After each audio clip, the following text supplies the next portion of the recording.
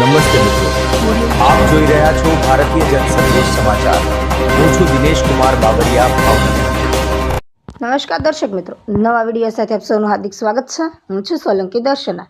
પાલીતાણા તાલુકાના ભવાની તળાવ ખાતે રાત્રે આશરે 8 વાગ્યાના સમયે બનેલી ઘટનાની જાણ થતાં તાત્કાલિક ધોરણે પાલીતાણા ફાયર વિભાગની ટીમે જાણ કરવામાં આવી હતી.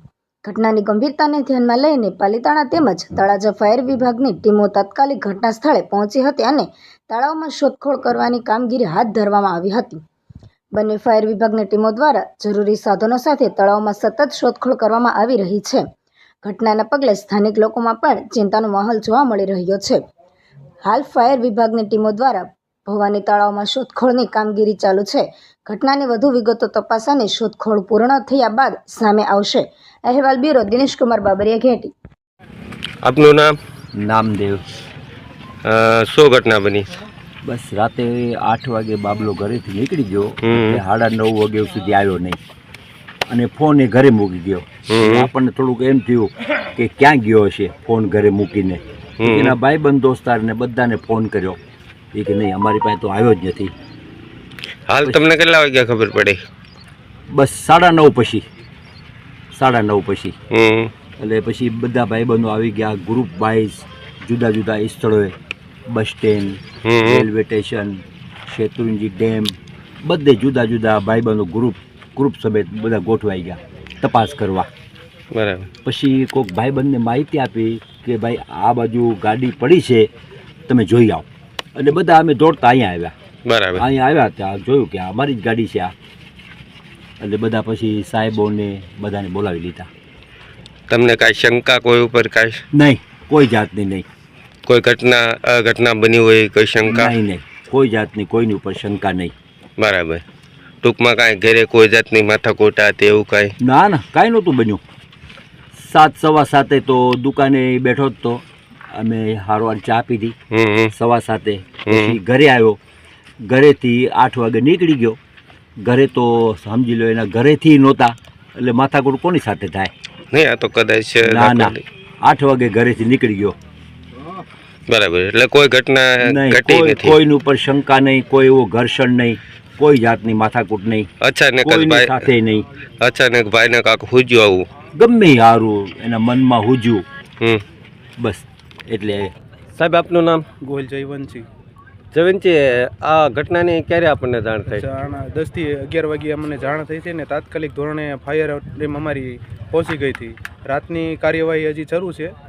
રેસ્ક્યુ અત્યારે હાલ તળાજાની ટીમ આવેલી છે અને એમની પાસે બોટ છે, તો મીંદડી નાખીને કામ શરૂ છે અત્યારે કામગીરી.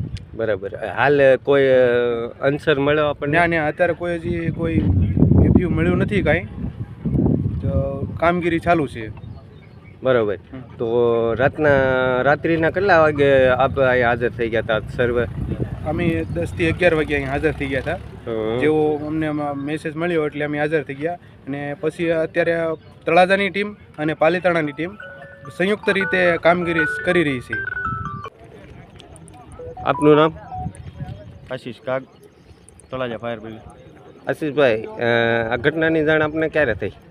વહેલી સવારે જાણ થતાં તળાજા ફાયર બ્રિગેડ તાત્કાલિક ધોરણે જરૂરી સાધનો સાથે પાલીતાણા ભવાની તળાવ પાસે નજીક કામગીરી શરૂ કરીને તપાસ ચાલુ છે. અંદાજે તમને કેટલા વાગે ખબર પડી હતી કે ઘટના બની છે? વહેલી સવારે. વહેલી સવારે 4-5. તો આપની ટીમ સાથે તાત્કાલિક ધોરણે? હા, ફાયર ટીમ ને પાલીતાણા ફાયર ટીમ બંને તપાસ અત્યારે શોધખોળ ચાલુ છે. બરાબર. હજી હાલ કાંઈ આમ આન્સર મળ્યો એવું? નહીં, આ તપાસ થઈ જાય પછી કહી શકાય. સર.